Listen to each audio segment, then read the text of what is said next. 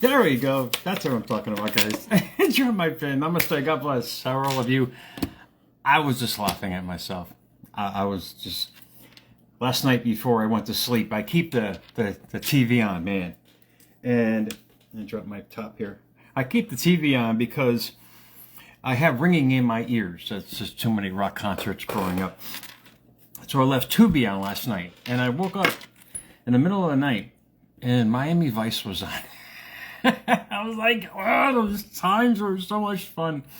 I even looked like back then. I had the hair slicked back, had the white coat, the pink shirt. I mean, I was a friggin' mess. But I thought about that for a second. I said, wait a minute. Back then, I was introduced to, I think I was, 17, and I could see you guys up in the upper echelon of age. I was introduced back in the 80s to an amazing set of, how should we say, employment opportunities. There you go. It's called liquor.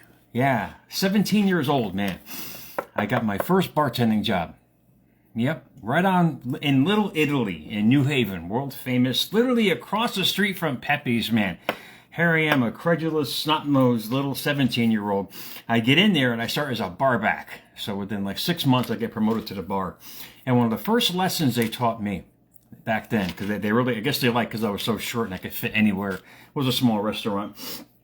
One of the first lessons they taught me was well and top shelf. The well was the majority of all the liquor that you're getting. So if you still drink meatballs and you're getting headaches after you drink, you're getting well liquor. The top shelf is made with the top ingredients. The well liquor is what they made the majority of the drinks from. It was the cheapest. We call that the headache liquor, and then the biggest tip medicine, how should we say, because the more we sold it, the cheaper it was. They would just leave us the money behind. But learning from that, and that was a time literally where you guys don't realize, if you guys weren't in the business back then, our party didn't start till the bar closed. I mean, literally, when the bar closed, the owner said, you guys don't make a lot per hour, help yourself to anything you'd like. And boy, did we did. So for 4 years, we had an after party, literally every night after work. Literally, I mean, we're all doing the Scarface thing back then, man. Literally, I mean, I'd be up for days. I'd be waxing my car at 2 a.m. in the morning in the pitch black because you couldn't go to sleep anyway. And there was a turning point, though. One morning, I woke up and I heard a big tap on my window in my car. I thought I had parked in a parking lot. I knew I was inebriated beyond comprehension. I don't know how I got there, but I thought I parked in a parking lot. I figured I'd take a nap, wake up, head home, do it all again the next day. It was a Friday night going into a Saturday. Boy, was that a wake-up call for me. I heard the knock on the window, and I finally wake up, and the guy's pounding on my window, and it was a cop.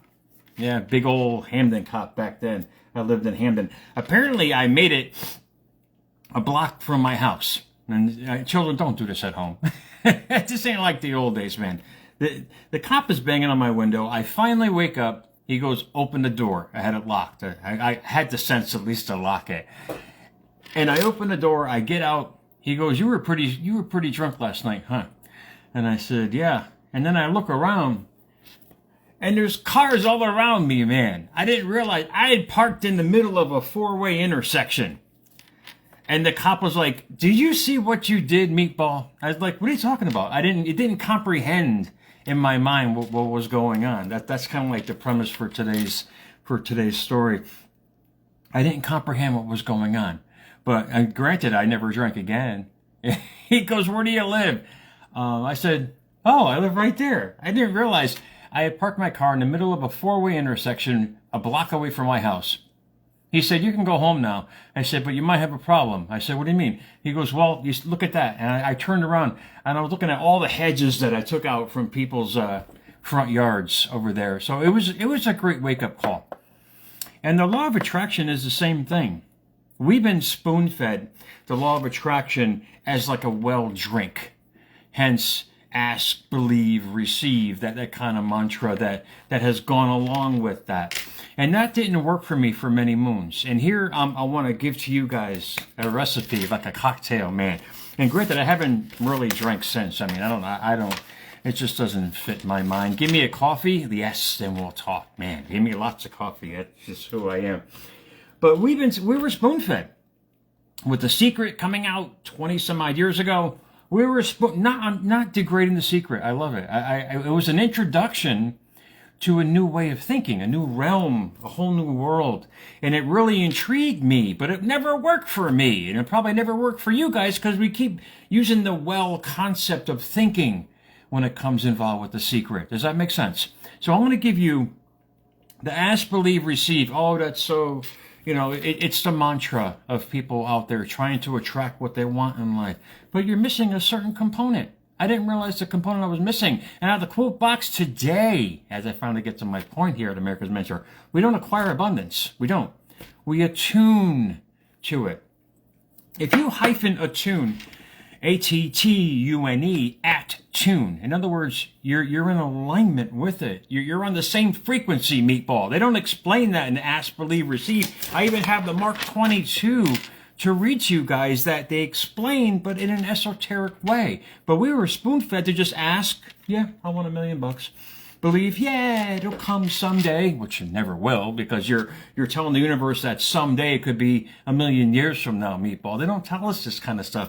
And receive. Receive what? I don't see it in front of me. This is what I'm talking about.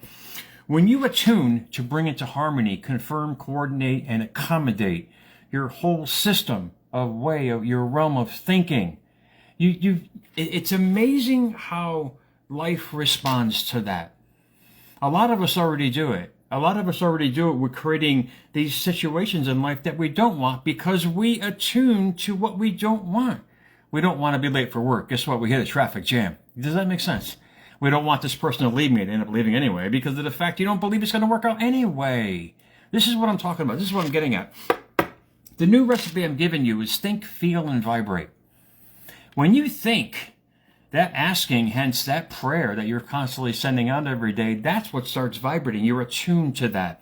When you feel what you want in all your being, you get attuned to that. And when you vibrate, you're literally sending out waves of energy to attract the same scenarios. And it works that way with the things that we don't want as well. Think about it. If you think about having a bad day at work, you get on the same realm, you attune to it, you step into work and then shit starts hitting the fan. If you feel that it's going to be a bad day, you wake up, you start affirming that, confirming that, and understanding it's going to be a bad day. It starts the minute you step out the door, meatball, like I was telling you about Sammy the skunk. He didn't do anything, but does that make sense? Does all this kind of grasp the realm of your thinking here? And most importantly, if you decide it's going to be a bad day, you start vibrating that lower energy, therefore attracting that into your life. This is the beauty about understanding that you go from well drinking to top shelf thinking. And when you grasp hold of that, this is what happens, guys, because the meanings of these words, think, feel, and vibrate, is the cocktail without the cherry that'll give you anything you want. But you got to realize, we don't acquire abundance. We don't acquire love. We don't acquire success. We attune to it. We literally become it. I mentioned it in different metaphors here in America's Mentor, but this type of thinking only enhances your acquisition of it. It should be a great wake-up call for you. Think to form or hope in mind, hence intention. That's the power of prayer. Prayer is just your constant thinking about something and knowing it's going to happen. Feel, this is important, to be conscious of an inward impression, state of mind, or physical condition. Hence, you know what's going on around you. You are attuned to it. Do you guys get it? It's a great, it should really get you guys excited, and most importantly, vibrate to emit with or as if with. Hence, it's already here. This is what they're talking about, receive. It's so vague in what they were trying to say. Ask, believe, receive. And when you grasp hold, all you have to do is change the words around to think about what you want, to feel about what you want, and most importantly, from that thinking and that feeling, you create what? Energy, meatball. You attach yourself to the energy to bring it to you. Whatever it is. I attached myself to liquor, man. And when I realized it wasn't a good thing, I detached myself from it. It didn't work in my life. When you attach yourself to what you truly want, you think about it, you feel it, most importantly, from that feeling, the energy level that you feel inside, you start vibrating it. You can't help but to manifest it. That's why affirming and journaling or scripting I do every single day literally starts the process. I put myself in a state of mind. And when you guys get into the state of mind of success or love or whatever, or money, whatever you want to acquire, you start getting in that thinking mode, that feeling mode, most importantly, that vibrational mode, the harmony, the attuning. It's like you've just hit the little button on the radio wave of the universe to put you in that state. And you literally will start, this is where the synchronicities come in. This is where the things that you've got mail you've always wanted come in life. And when you start thinking that way, that thinking, the feeling, the vibrating, guys, this is when the magic starts freaking happening, guys. This is where you create something out of thin air. And I hope this really inspires you guys to really get the point that you're not limited. We're not limited. If you're not well, start thinking better. If you don't feel right, start feeling right. Start vibrating at that attention of your mindset. You got to keep doing this constantly. It's not a one-time thing, meatball, like they said in The Secret in so many ways. I'll just ask, believe, and receive. Here I am back then, a credulous, the 30-year-old plus man, thinking, I could just ask for, the $500,000 debt to go out of my life. No, because I didn't believe it could go. I didn't give myself options, man. This is what they're talking about. And here we go.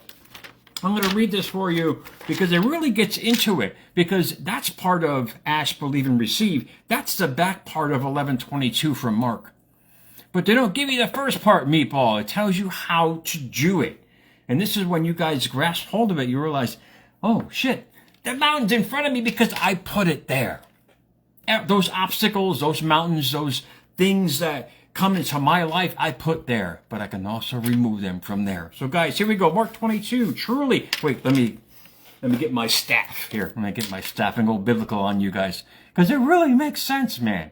It should get you guys excited. Truly, I tell you, comma, if anyone says to the mountain, go, throw yourself into the sea, meaning the mountain, not you, meatball, and does not doubt in their heart, but believes it will be done for them. That's the asking, that's the believing, that's the receiving part they're explaining. But when you start thinking about that mountain going away, you start feeling that mountain, the release of the stress going away, and you start vibrating the freedom of not having that obstacle in front of you, that's when the universe calls into question and says, wait, he's thinking differently now, man. Let's give him what he wants in life. He's on a different radio station. He's finally attuned to what he wants. And that's what they call a miracle in your life. And if you guys can grasp that, I'll give you the last part. Here's the part that everybody knows. Whatever you ask for in prayer, thinking, believe, feeling that you have received it, it will be yours. That's the vibration of you already having it. This is what they don't explain. This is what they didn't explain to me back in the old church days and this days and secret days. It's you understanding how to create the right cocktail. Getting back to the bartending thing I grew up in. Getting to the bartending. I literally, you guys are all posting Pepe's and this and that on Worcester Street. Bitch, I had that right across the street from me for years when I worked there. And we literally had a back door right to the pizza. I lived on that stuff for years. But that whole area was fantastic. It was a great experience. But indeed, that's what we deal with every day, experiences.